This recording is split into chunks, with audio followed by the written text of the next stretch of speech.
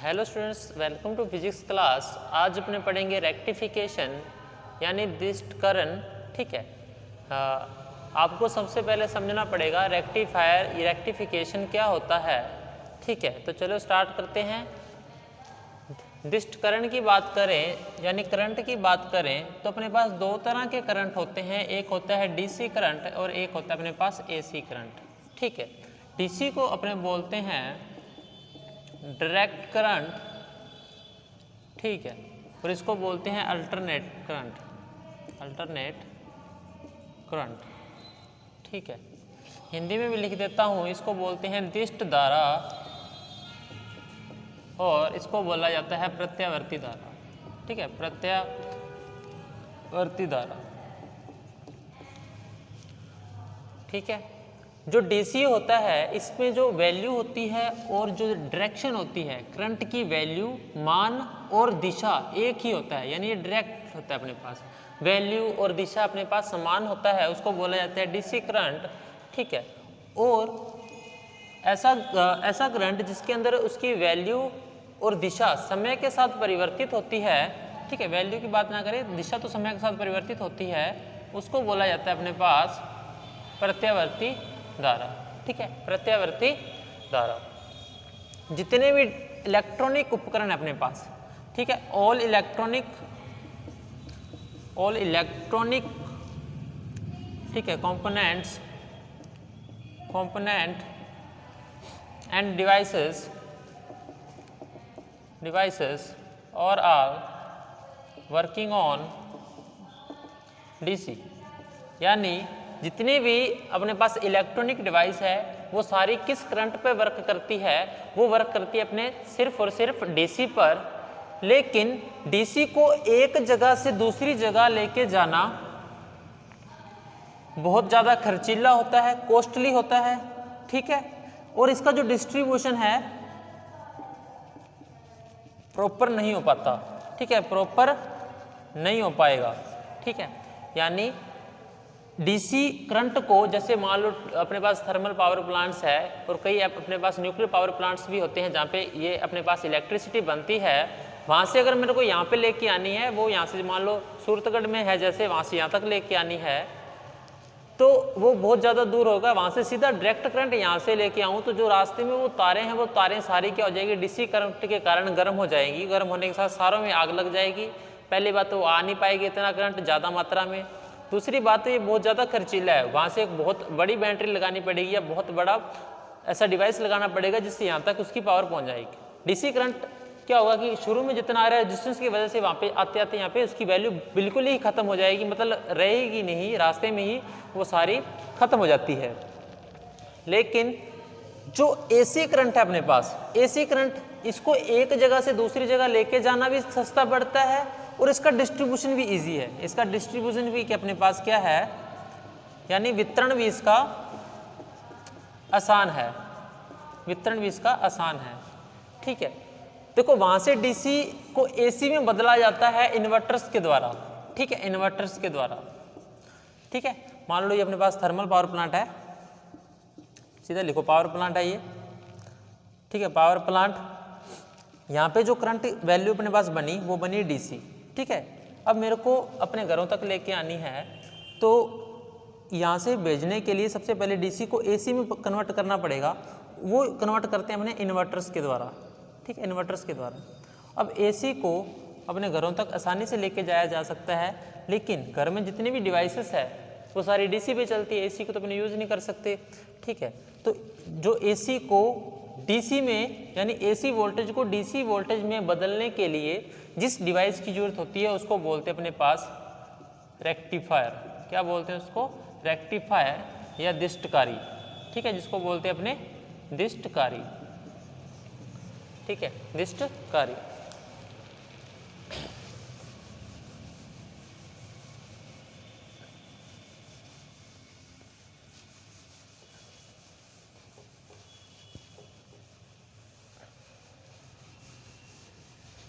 देखो दिष्टकारी की बात करूं मैं अपने पास, दिष्टकारी या रेक्टिफायर। ठीक है, ये क्या करता है? एसी वोल्टेज को डीसी वोल्टेज में क्या करता है, चेंज करता है। ठीक है, इस किसमें बदल रहा है, दिष्ट धारा वोल्टेज में। ठीक है, दिष्ट धारा वोल्टेज में ये चेंज कर रहा है, इसलिए इसको बोला जाता है दिष्टकारी। इसलिए इसको क्या बोला जाता है, दिष्टकारी इसको बोला जाता है। इसके अंदर देखो, इसके अंदर एक तो लगा होता है अपने पास एसी सोर्स, यानी एसी सोर्स तो होएगा तो इसको बदलेंगे। ठीक है, एक लगा होता है इसके अंदर अपने पास, यहाँ पे मैं लिख रहा हूँ टी ट्रांसफार्मर। ठीक है, टी ट्रांसफार्मर, और फिर लगा होता है इसके अंदर, हाँ अपने पास बोल सकते हैं डीसी सोर्स, या ये बोले रेक्टिफायर। ठीक है, रेक्टिफायर। फिर लगाया जाता है इसके अंदर फिल्टर। ठीक है, फिल्टर, और उसके बाद लगाया जाता है अपने पास वोल्टेज कंट्रोलर वीसी। ठीक है, इसको बोलते हैं अपने पास वोल्टेज कंट्रोलर। और अंतिम में यहाँ से जो आउटपुट वोल्टेज आती है अपने पास, आउटपुट वोल्टेज वो किस में आएगी, डीसी में। ठीक है, वो किस में आएगी, डीसी में। तो थोड़ा सा ब्लॉक डायग्राम है, और अच्छे से बना देता हूँ आपको अगर देखना है। ठीक है, और अच्छे से इसको बड़ा बना देता हूँ, ये आपको बना लेना है अपनी बुक में, क्योंकि जब ये आप करोगे एग्ज़ाम में तो आपको ये इस प्रकार से बनाओगे तो आपका बढ़िया इंस्पेक्शन पड़ेगा। ठीक है, तो सबसे पहले मैं लिखता हूँ यहाँ पे एसी सोर्स। ठीक है, फिर मैं यहाँ पे लिखता हूँ ट्रांसफार्मर, फिर अपने पास रेक्टिफायर, फिर फिल्टर। अच्छा, फिल्टर का क्या काम होएगा, फिल्टर का काम होता है कि रेक्टिफायर पूरी रूप से उसको डायरेक्ट करंट में नहीं बदल पाता डीसी करंट को, इसमें कुछ पल्सेस रह जाती है एसी करंट की। ठीक है, उसको पूरी तरह से स्मूथ करने के लिए अपने फिल्टर का यूज़ करते हैं, मतलब अपने पास एक बढ़िया आउटपुट मिल जाए। ठीक है, उसके बाद एक वोल्टेज कंट्रोलर लगाया जाता है। वोल्टेज कंट्रोलर लगाने का मकसद यही है कि अपने पास उसको जितनी मात्रा में अपने को चाहिए उस मात्रा में अपने यूज़ कर सकें। ठीक है, लास्ट में अपने पास जो आउटपुट मिलेगी वो किस में मिलेगी, डीसी में, डीसी वोल्टेज में, ओ डीसी वोल्टेज में इसकी आउटपुट मिलेगी। ठीक है,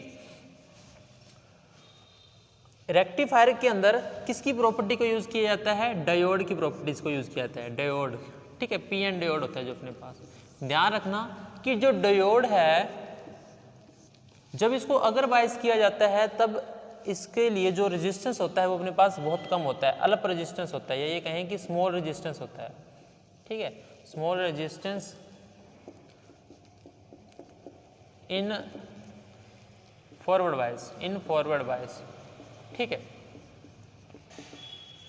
क्योंकि ये P होता है, ये N है। अगर इधर से मैं बैटरी को पॉजिटिव पार्ट जोड़ता हूँ और नेगेटिव इधर जोड़ता हूँ तो अपने पास P से N जाने के लिए उसको इतना रेजिस्टेंस नहीं लगता, और जो सर्किट में करंट है वो फ्लो होने लग जाता है। अगर मैं इसको ही फर्स्ट बायस कर देता हूँ, या ये कहूँ इसको मैं कर देता हूँ रिवर्स बायसिंग कर देता हूँ, तो जैसे इसको रिवर्स बायसिंग करता हूँ मैं, तब ये P पार्ट नेगेटिव से और नेगेटिव पार्ट पॉजिटिव से जुड़ा होगा, तब रेजिस्टेंस बहुत ज़्यादा हो जाएगा, और जो सर्किट में करंट जो फ्लो होगा वो नहीं होएगा, उस सर्किट में करंट की वैल्यू 0 हो जाएगी।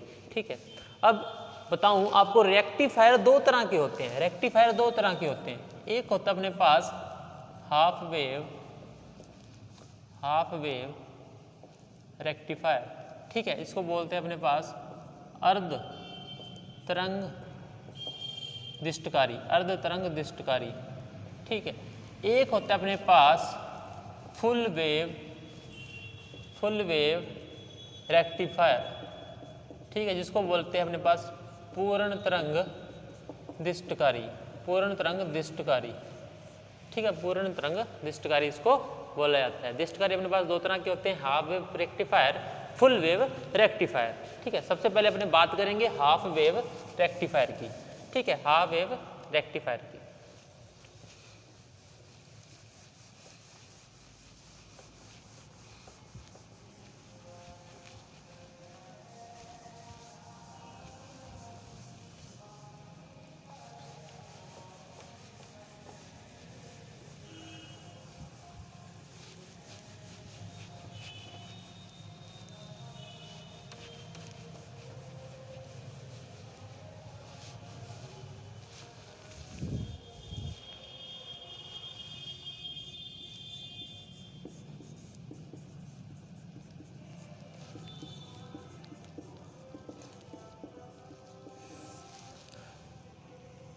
ठीक है। सबसे पहले मैं लगाता हूँ ट्रांसफार्मर, ठीक है। इसकी ट्रांसफार्मर की जो फर्स्ट अपने पास कुंडली अपने पास इसकी, उसके साथ मैं लगाता हूँ डीसी सोर्स VI, ठीक है, डीसी सोर्स VI। और जो इसकी सेकंड अपने पास कुंडली है, उसके साथ मैं लगाता हूँ एक डायोड, ठीक है, और एक लोड RL। ये लगाना इसलिए जरूरी है क्योंकि इसके ऊपर ही अपने क्या फाइंड करेंगे आउटपुट वोल्टेज। तो यहाँ से अपने क्या मिलेगी, आउटपुट वोल्टेज मिलेगी, ठीक है। इसका जो रेजिस्टेंस मैं मानूँ वो मानता हूँ VS, ठीक है, VS टोटल रेजिस्टेंस इसका VS है, ठीक है। ये इसकी फर्स्ट लूप है इसके पास, और इसके अंदर इस प्रकार से बनाया जाता है। अब देखो ये अपने पास क्या है, AC सोर्स है। ये अपने पास क्या है, AC सोर्स है। तो AC सोर्स के लिए जो अपने पास आएगी अल्टरनेटिव करंट की वैल्यू कुछ इस प्रकार से आएगी, ठीक है। जैसे ये इस कुंडली पर पहुंचता है, यानी V फर्स्ट पे पहुंचता है, ठीक है, V फर्स्ट पे पहुंचता है, उसके बाद V सेकंड में जाता है, तब जो ये अपने पास करंट है ये अपने पास कुछ इस प्रकार से हो जाता है, ठीक है, थोड़ा सा इस प्रकार से, ठीक है। अब क्या होगा,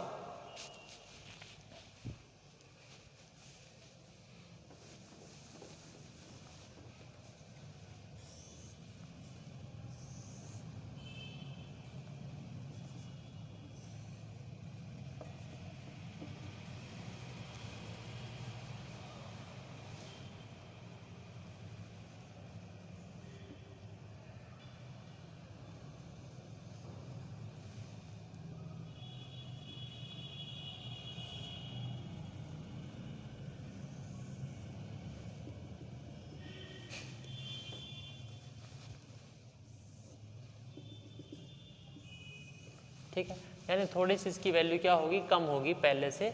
अब क्या होगा, ये डायोड है, ये डायोड है, ये हमेशा फॉरवर्ड वाइज में वर्क करता है, अपने को पता है, ठीक है। इसमें करंट अगर मैं फ्लो करूं IL, ठीक है, इसमें हमेशा फॉरवर्ड वाइज में काम करेगा, ठीक है। इस देखो ये फर्स्ट इसका अपने पास क्या है, फर्स्ट हाफ है इसका, फर्स्ट हाफ में ये पॉजिटिव और ये नेगेटिव, यानी ये चीज़ पॉजिटिव होगी, ये नेगेटिव होगी, तब ये क्या होगा, अगर वाइज में होगा। तो अपने पास जो आउटपुट मिलेगा, यानी तब सर्किट में अपने पास फॉरवर्ड वाइज में अपने पास क्या होगा कि सर्किट में करंट फ्लो होगा, करंट फ्लो होगा तो अपने पास वेव आएगी, तो मतलब ये वेव तो अपने पास बनेगी, ठीक है, ये वेव तो अपने पास बनेगी।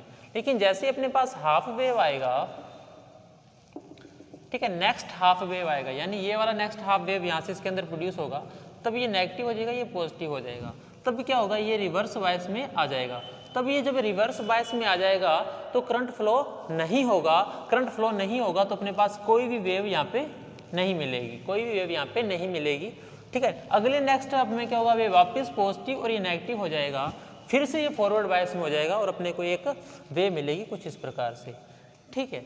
इस प्रकार से एक छोड़कर एक अपने को हाफ वेव मिल रही है, इसलिए इसको बोला जाता है half wave rectifier, half wave rectifier. इसके अंदर ये करंट डायरेक्ट करंट में तो चेंज हो रहा है लेकिन पूरी तरह से नहीं हो रहा, उसकी हाफ वेव ही अपने पास डायरेक्ट करंट में चेंज हो रही है, लेकिन बाकी अपने पास पड़ी है एज ट एज, ठीक है। अब इसके लिए मैं थोड़ी सी मैथमेटिकल डेरिवेशन की बात करूं तो वी आई अपने पास जो इनपुट वोल्टेज है वो अपने पास क्या है, ई P sine omega T. Alternate current की वैल्यू अपने इसी से लिखते हैं वोल्टेज, ठीक है। ये वी फर्स्ट पर भी यहीं पे पहुंचेगी अपने पास, वी एस पे जो होगा वो होगा अपने पास N E P sine omega T, यानी फेरों की संख्या अपने पास n है, जो अपने पास इस पे जो फेरे होते हैं इस पे जो फेरों की संख्या n है, तब अपने पास N E P sine omega T आएगा, ठीक है। जो अपने पास आउटपुट आएगा यहाँ पे वो कितना आएगा, वो आएगा V naught I L R L, ठीक है। आई सीधा लिख लो आप, आई करंट अपने पास, आर एल अपने पास, आई करंट इस करंट में जो फ्लो हो रहा है वो अपने पास यहाँ पे क्या आ जाएगी, आउटपुट आ जाएगी, आउटपुट आ जाएगी। यहाँ से देखो अब यहाँ से अगर मैं इस जो सर्किट में जो कुंडली लगी है अपने पास, जो ट्रांसफार्मर लगा है, इसका जो अगर रेजिस्टेंस मैं मानता हूँ वो मानता हूँ आर इसका रजिस्टेंस अगर R मानता हूँ तब अपने पास इसमें करंट की वैल्यू क्या आएगी, तब अपने पास जो करंट की वैल्यू इसके अंदर आएगी, ठीक है, वो आएगी अपने पास, ठीक है। इसको साफ कर देता हूँ, इसकी मेरे को लगता है जरूरत नहीं है।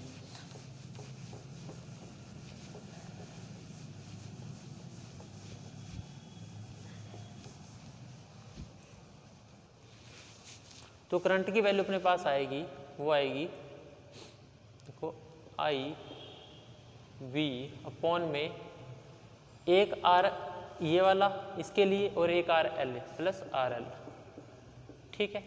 ये अपने पास क्या है बी एस, यानी यही करंट इसके अंदर प्रोड्यूस हो रहा है, इनपुट हो रहा है, ठीक है। तो यहाँ से आई वी एस की वैल्यू मैं यहाँ से लिखता हूँ N E P sine omega T R plus R L, ठीक है। अब देखो इसको मैं लिखता हूँ E M R plus R L sine omega T, ठीक है।